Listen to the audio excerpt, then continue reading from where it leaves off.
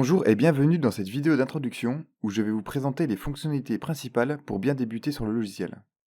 Toute une série de vidéos sera disponible pour détailler en profondeur toutes les fonctionnalités que vous pourrez retrouver directement dans l'application ou sur notre site wandle.fr. Nous allons commencer par la création du salarié. Dans le menu de gauche, on va cliquer sur l'onglet Salarié, puis cliquer dans le menu en haut sur Créer nouveau salarié. On va maintenant remplir la fiche d'identité du salarié. Pour l'exemple, je vais remplir uniquement les champs obligatoires, ceux qui possèdent donc une astérix.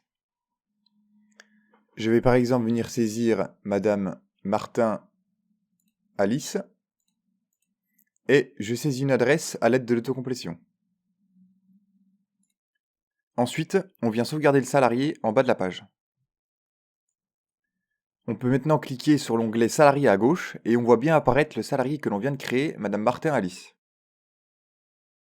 Si vous voulez le modifier, vous pouvez cliquer sur son nom, puis cliquer en haut à droite sur Accéder, Identité.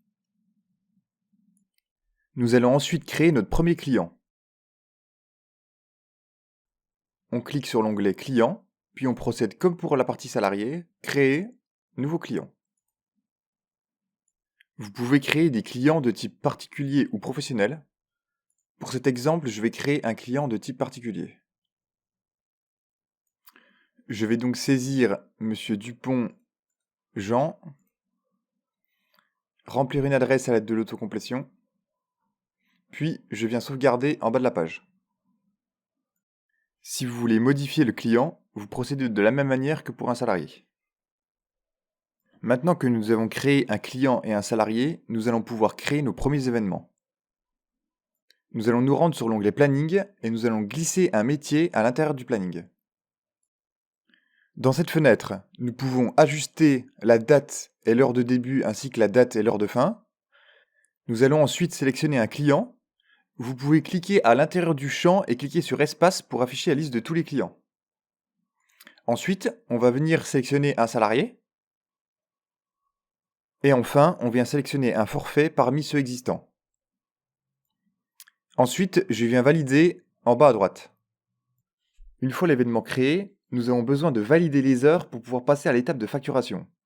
Pour cela, on va se rendre dans l'onglet Client et cliquer sur la personne souhaitée. On va ensuite venir cliquer sur l'onglet Validation en haut à droite et nous retrouvons sur cette page tous les événements planifiés du mois. La validation sert à contrôler que chaque prestation a été réalisée et permet d'ajuster chacune d'entre elles si besoin. On peut donc directement venir modifier l'événement souhaité en cliquant sur l'icône Planning à gauche de chaque ligne. C'est la validation des lignes qui va déclencher la création du brouillon de facture. Donc pour valider une heure, il suffit de cliquer sur le switch à droite de chaque ligne. On peut également valider toutes les heures d'un coup en cliquant sur le bouton Valider tout en bas à droite. Cette validation peut également être réalisée de manière automatique grâce au pointage par QR code. Mais nous reviendrons sur ce point lors d'une prochaine vidéo. Nous allons maintenant pouvoir passer à la facturation. Nous allons cliquer sur l'onglet Facturation, puis cliquer sur notre bénéficiaire Dupont Jean. Nous découvrons donc le brouillon de facture créé par la validation des heures réalisée dans l'étape précédente. Depuis cette page, on peut donc voir toutes les lignes que comporte la facture et voir le montant total. Nous allons donc maintenant valider la facture en cliquant sur le bouton Valider. Puis, dès que le traitement est terminé, nous allons cliquer sur Imprimer la facture. Nous arrivons à la fin de cette vidéo, je vous remercie de l'avoir suivi. À bientôt.